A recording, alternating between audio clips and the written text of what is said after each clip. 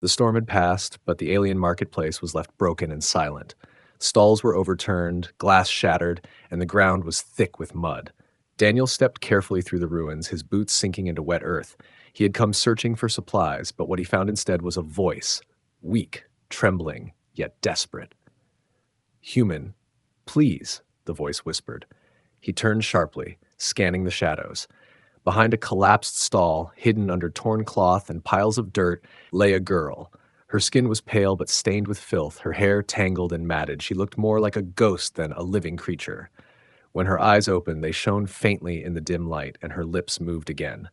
"If you wash me and make me clean, I'll bear you strong children, human."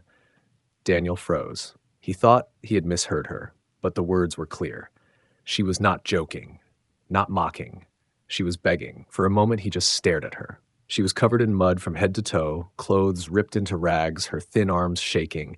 She looked fragile, yet her voice carried something deeper than desperation. It carried a promise. He knelt beside her slowly, his instincts torn between caution and pity. "Why would you say that?" he asked, keeping his voice low. Her eyes searched his face, wide and fearful, but also filled with a strange fire.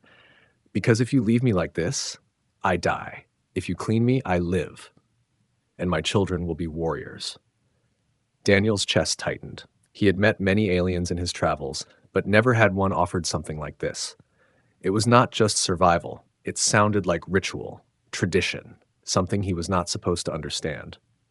The girl's breathing was heavy. She tried to rise, but her legs gave out, and she fell back into the mud. He caught her before her face struck the ground, his hands sinking into the dirt that covered her body. The smell was strong, like blood mixed with wet soil. "Please," she whispered again, gripping his sleeve with surprising strength. "Wash me. Don't let them see me like this." Daniel glanced around the market ruins. It was too quiet. The storm had driven most away, but he could feel eyes watching from the shadows. Someone was waiting, measuring his every move. He leaned closer to her ear.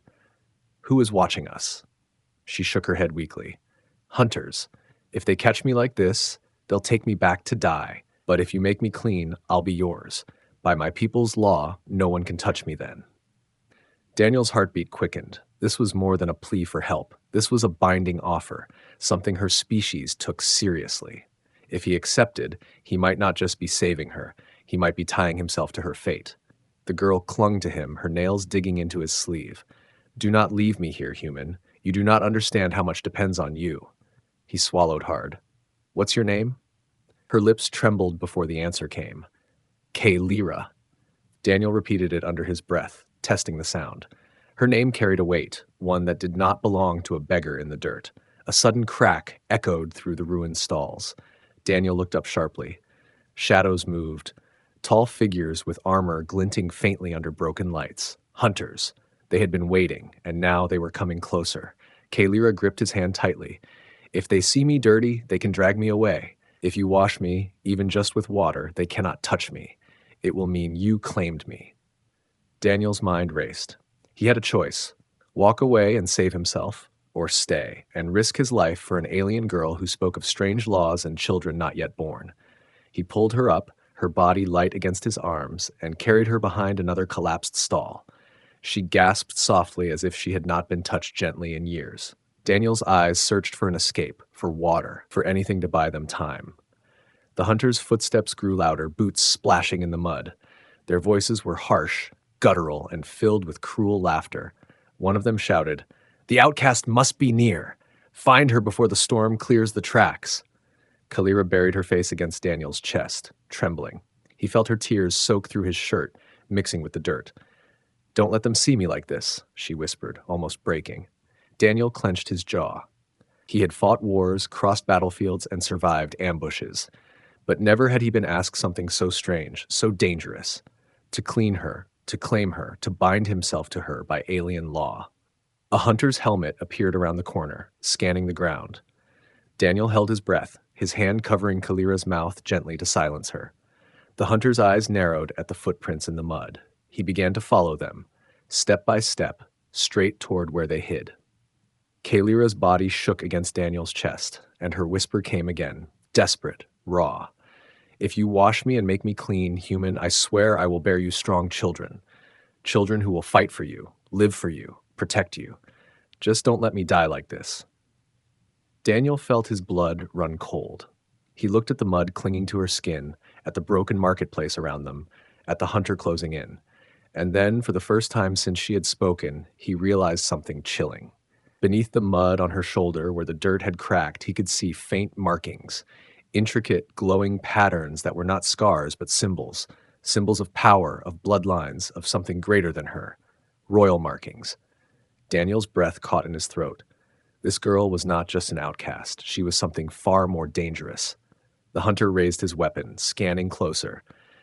Daniel pressed Kalera tighter against him, heart pounding, eyes locked on the mud-caked symbols on her skin. Why would a princess be here, begging in the dirt? Why would she ask him, a stranger, to save her in such a way? The hunter's shadow fell over them, and Daniel realized he was already part of something he did not understand. Daniel carried her through the broken streets, his arms aching, but his pace steady. The hunters' voices still echoed behind them, searching, mocking, confident they would find their prize. He moved until the noise faded into the distance and the ruined marketplace was only a shadow behind them. At the edge of the ruins, a river flowed, swollen from the storm. He lowered her gently onto the bank, the moonlight catching her face, showing him how young she looked beneath the dirt. She shivered as the water lapped near her feet. Her eyes met his, pleading, not with weakness but with urgency. Without speaking, he cupped water in his hands and poured it over her arm. Mud ran down her skin, washing away in dark streams. More patterns appeared beneath, glowing faintly like silver fire. They were not random. They were symbols of rank. Kalira's breath shook as the water touched her. "They called me cursed," she whispered, her voice breaking. "They covered me in dirt, marked me as unworthy, and threw me out to die. But I am heir by blood. They fear me because of what I could be." Daniel poured more water over her shoulders, wiping away the filth with his sleeve. Bit by bit, her true self emerged, skin pale and luminous, the markings wrapping around her arms and chest like a crown etched into flesh. She sat straighter as if strength was returning with each layer of dirt he removed. Her voice grew steadier. "Among my people, when one is cast out, they can return only if another accepts them. If someone from another race washes away the shame, the law binds us together. That is why I begged you. Without you, I am already dead." Daniel froze, the water dripping from his fingers. "You mean, by washing you, I become my chosen," she finished for him. Her eyes did not waver. "My mate, the one I must bear children for, so my bloodline does not end. And in return, no one may touch me without facing death. That is our law." He stared at her, the river roaring louder in his ears. This was not a simple rescue. This was binding himself to a throne of a species he barely understood. Yet when he looked at her, trembling but unbroken, something inside him refused to walk away. The sound of heavy boots snapped his thoughts short. Across the riverbank, figures appeared, tall and armored, weapons glinting in the moonlight. The hunters had followed the tracks after all. One raised a torch, its orange light flashing across the water, catching Kalira's half-washed form. "There!" a guttural voice shouted. "The outcast is with him." Daniel grabbed her hand. She was still too weak to run far, but he pulled her to her feet anyway. Her body leaned against his, her weight dragging on him, but he refused to let go. They stumbled into the trees, branches tearing at their clothes, mud sucking at their boots. Behind them, the hunters crashed through the undergrowth, voices filled with cruel laughter. "You can't hide her, human. She belongs to us." Kalira clung to him as they ran. "If they catch me like this, still dirty, they will kill me without trial. Only when I am fully clean will their law protect me. You must finish what you started." Daniel's heart hammered as he pushed deeper into the forest. He spotted a broken structure ahead, half buried in vines, the remains of a bunker from an old war. He forced the rusted door open and pulled her inside just as the hunter's light swept past the trees. Inside the bunker, the air was thick with dust and metal, but it was dry, hidden, safe for now. Kalira collapsed against the wall, her chest rising and falling rapidly. Her eyes glowed in the darkness, fierce despite exhaustion. "You think I offered myself only because I was desperate," she whispered. "But I offered because my children will matter. My people fear me because if I live, I change everything. And now, human, you are part of it." Daniel crouched beside her. the weight of her words sinking like a stone in his chest. Outside, the hunters prowled the forest, their voices promising blood. Inside, Kalira looked at him with a fire that refused to die, even beneath layers of dirt and exile. And Daniel realized he had stepped into a story much bigger than his own. The bunker walls shook as something heavy struck against the rusted door. Dust fell from the ceiling, and Kalira's eyes widened. Daniel pressed a finger to his lips, urging silence. The hunters were outside, testing the metal, voices echoing through the night. Their guttural words carried amusement, like predators toying with their prey. Daniel scanned the room. It was small, littered with broken crates and twisted wires, a relic of battles long past. The only exit was a hatch half buried under rubble. He moved quickly, pulling at the debris until the hatch screeched open. The noise made Kalira flinch, but the pounding at the door grew louder, covering the sound. He reached for her hand. She tried to stand, but her legs buckled. Without hesitation, Daniel lifted her onto his back. She was lighter than he expected, fragile but holding herself with a strange dignity even now. Her arms wrapped weakly around his neck, her breath warm against his ear. The hunters began cutting through the door with heated blades, the metal glowing red where it was sliced. Daniel climbed into the hatch, lowering himself into darkness. The tunnels beneath smelled of rust and damp stone, stretching into a maze of forgotten passages. His boots splashed into shallow water as he moved quickly, Kalira whispering directions even though her voice trembled. "They will not stop," she murmured. "They hunt me because of what I am. They know if I survive, their world changes." "What are you really?" he asked between breaths. She hesitated before answering. "Kalira, daughter of the High Matron. Exiled, betrayed, but still heir by blood. They call me cursed because they fear my claim." Daniel's jaw tightened. A princess, hidden beneath layers of dirt, hunted like an animal. He understood now why she had begged him. It wasn't just survival, it was survival of a throne, a future, maybe an entire people. The tunnel shook as an explosion ripped through the bunker above. The hunters had forced their way inside. Their shouts grew louder, echoing into the underground. Daniel quickened his pace, but the tunnel split into two paths. "This way," Kalira whispered, pointing weakly to the left. "The old river channels run beneath. They won't follow into the deep." He obeyed, moving down the narrower path. The ceiling lowered, forcing him to duck, and water reached his knees. His muscles ached, but he refused to stop. Behind them, lights flickered as hunters entered the tunnels. Kalira pressed her forehead against his shoulder, whispering through heavy breaths. "You could leave me here, human. Save yourself." Daniel didn't answer. He kept moving, each step pushing him further into darkness. Her grip tightened, as if his silence was the only answer she needed.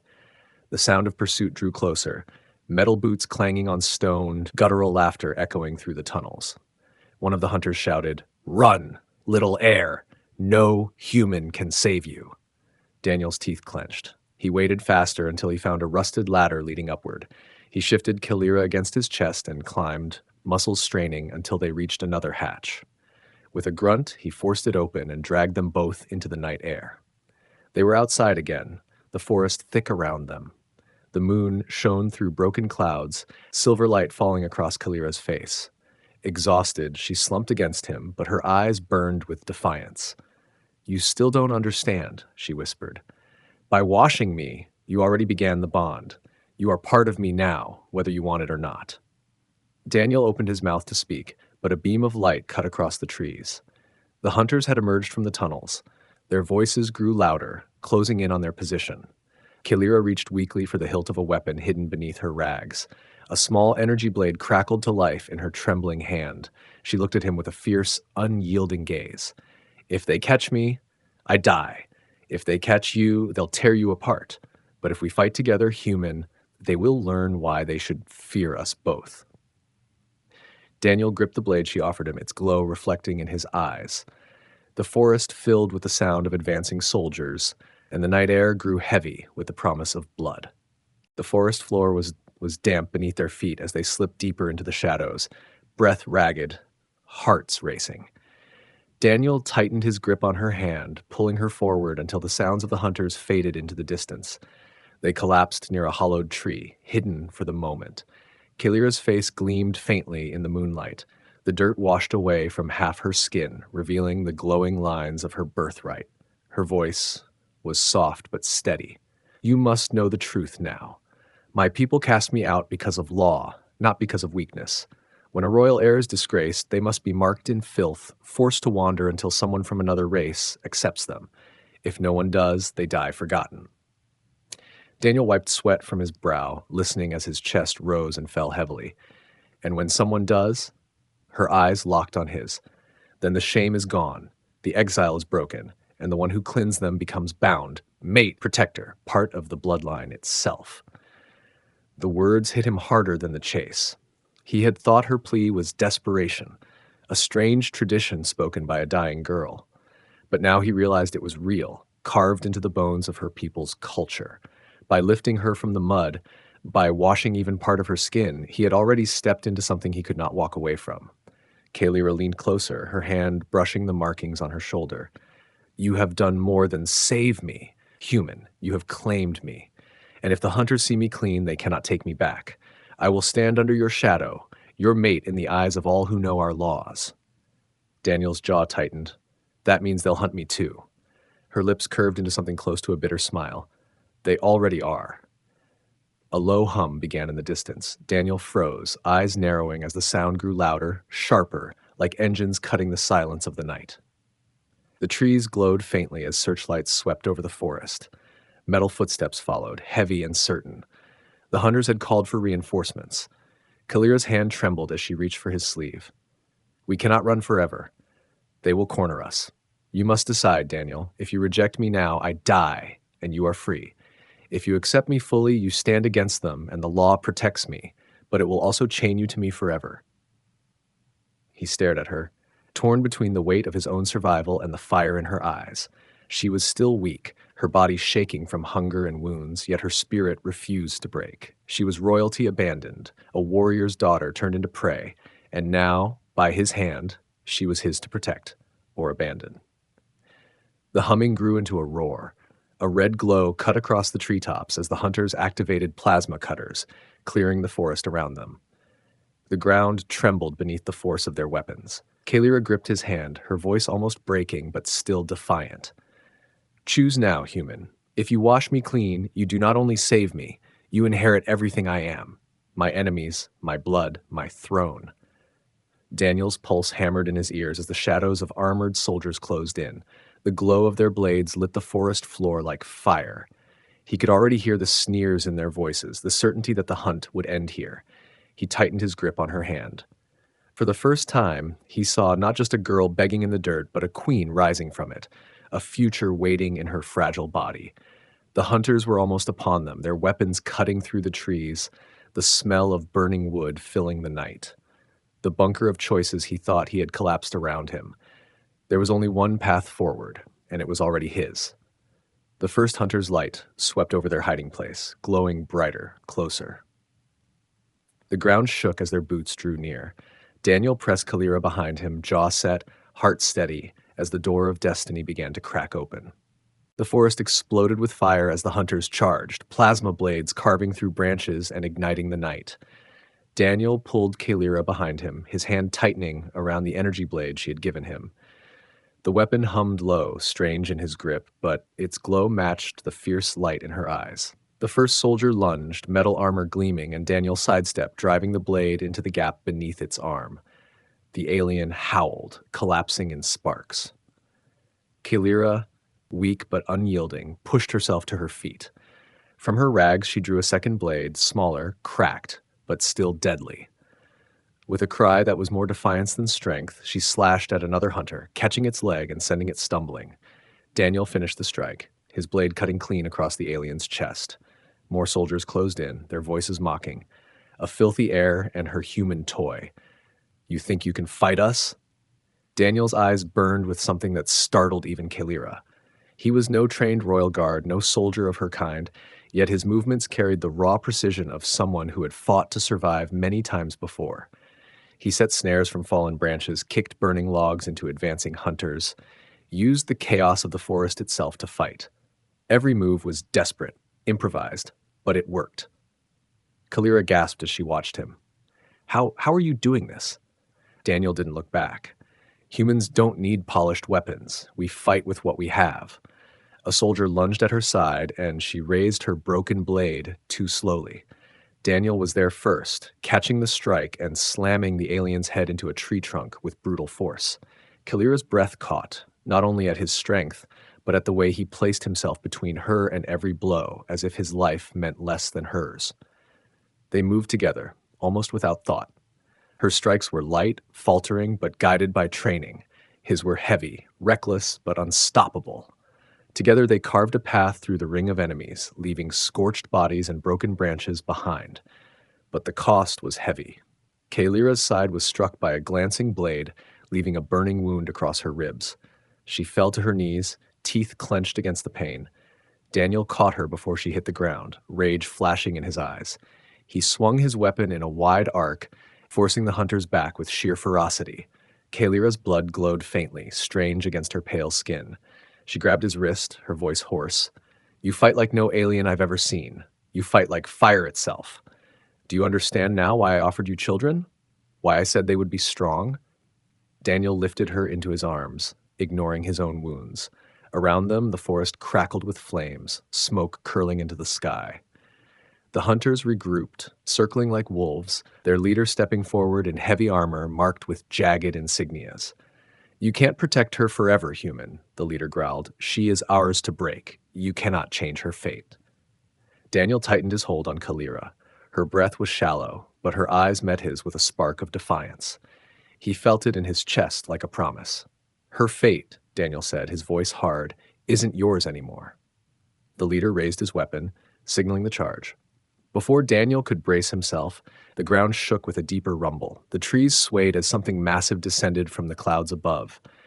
A warship broke through the smoke, its dark hull blotting out the stars. Searchlights blazed across the battlefield, bathing King Kalira's wounded form in white light. Trumpets of metallic sound echoed from the vessel, a royal tone Daniel had never heard but felt in his bones. Kalira's eyes widened with shock and dread.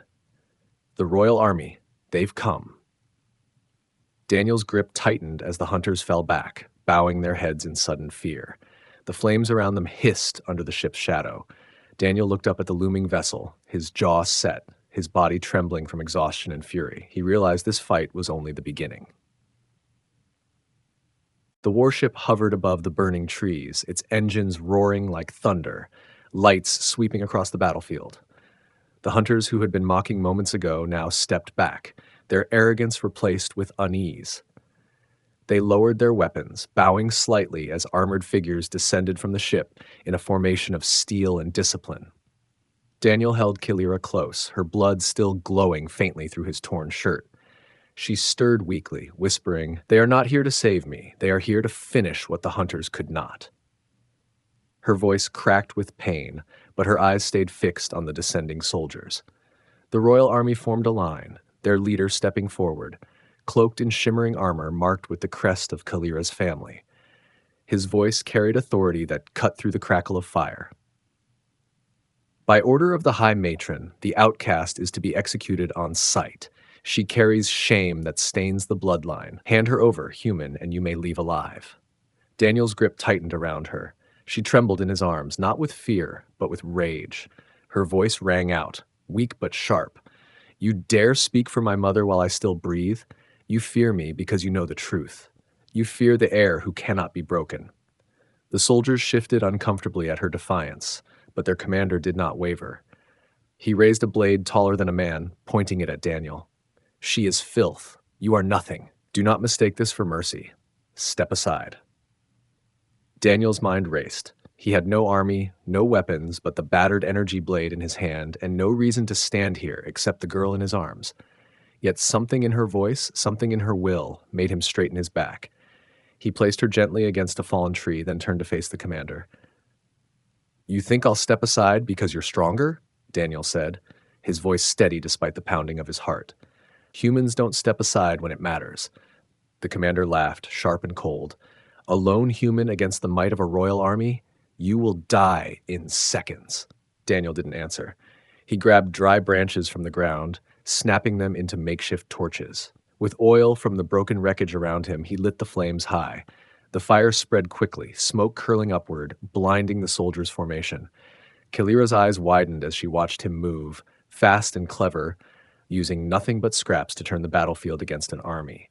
He weaved through the smoke, setting traps with burning logs, forcing soldiers to stumble into chaos.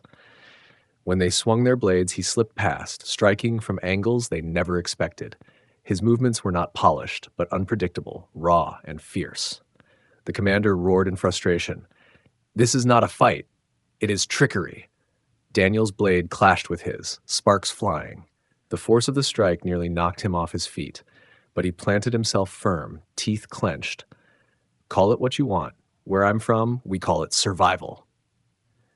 Kalira struggled to rise despite her wound, her voice carrying across the fire and smoke.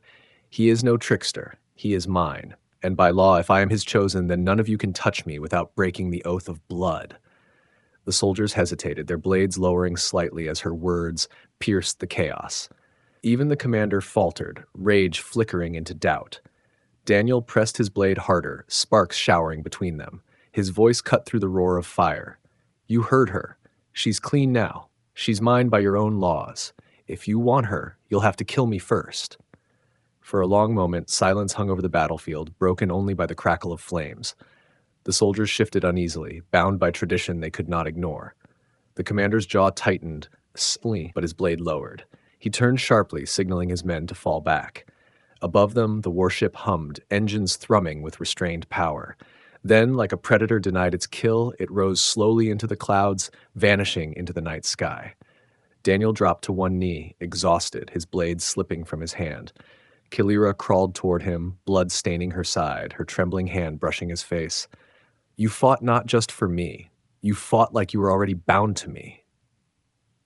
He met her gaze, chest heaving. She looked broken, fragile, but her eyes burned brighter than any fire around them. He lifted her carefully, holding her against his chest as the smoke thinned and the forest quieted.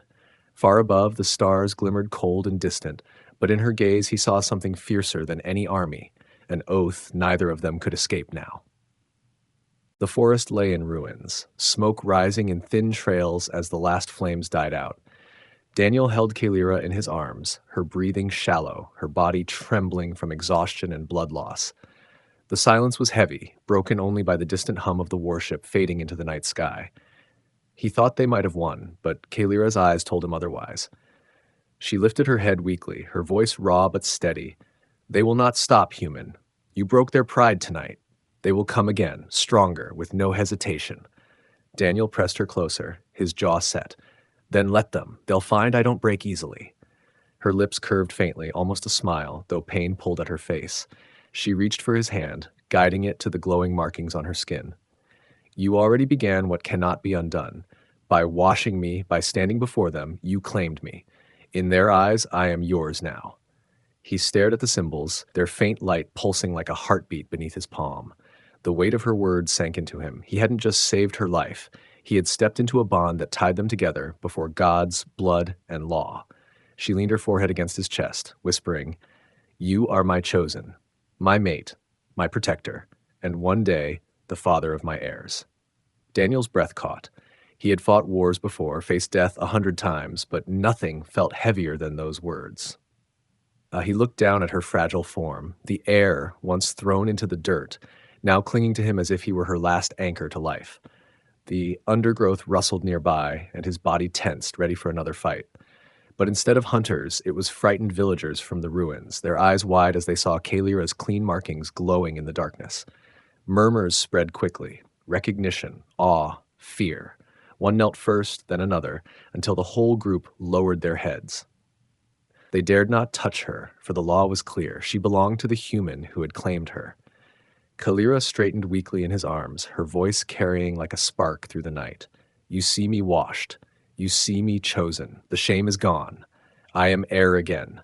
And she pointed to Daniel, her fingers trembling but resolute, "He is bound to me. Any hand raised against me is a hand raised against him, and any who defy this law defy the bloodline itself."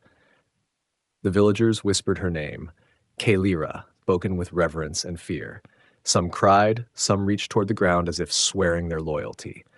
Daniel stood silent, his grip firm around her, watching the shift in their eyes.